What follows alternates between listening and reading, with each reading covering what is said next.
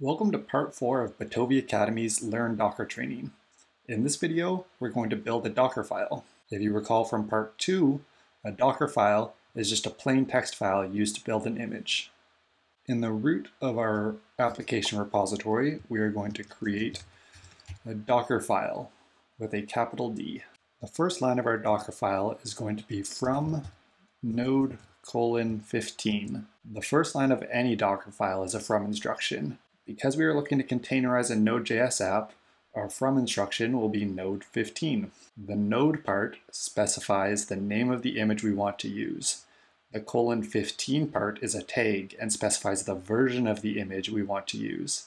The node:15 image contains npm, node, and some other helpful packages for building and running applications. Using a base image like this allows the rest of the Dockerfile to focus explicitly on logic specific to our application. Because the node image itself is a Docker image, it also has its own Dockerfile. Because it has its own Dockerfile, it has its own from instruction. This hierarchy of an image having a from statement and depending on other Docker images repeats all the way down until we reach a special Docker image called Scratch. Scratch is a special image provided by Docker, which only contains exactly what is required for a Docker image to function at all and work on top of the Docker engine. All of these images that are being pulled are hosted on Docker Hub. Docker Hub is an image registry for hosting and sharing public or private Docker images.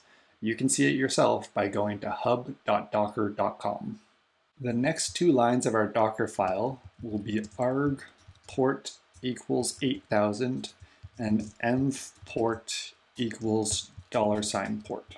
The arg instruction is used to define variables that are only available during Docker build time. The env instruction is used to define variables that are only available during Docker runtime. It's a common pattern to combine the two of them like this in order to cover all use cases. So in our case, we're defining an argument called port with a default value of 8000, and then we're defining an environment variable that will be accessible from our application with a default value of whatever the arg variable is set to.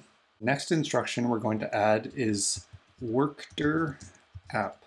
The workdir instruction here is going to create an app directory on the root level of our Docker image if it does not already exist. On top of this, all subsequent instructions are going to be run inside the app directory. When we go to our next instruction, which is going to be copy source, what this is going to do is it's going to copy the source directory, so our index.js file, into the container within the app/source directory. So after this instruction is done, our Docker image should contain the index.js file in the following location: index.js app source index.js. On top of this, we're going to add a copy instruction to copy package.json into dot, which again, because we have the workdir instruction,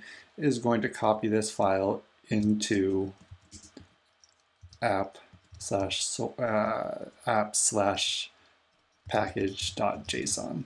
So the copy instruction is used to copy files from our local host machine into the Docker image. Next, we're going to add a run instruction. The run instruction allows us to run arbitrary commands against the Docker image. In our case, we want to run npm install. So again, because of the workdir instruction, this is going to run npm install in the app directory, which will read package.json and install any sort of dependencies we require for our app to run.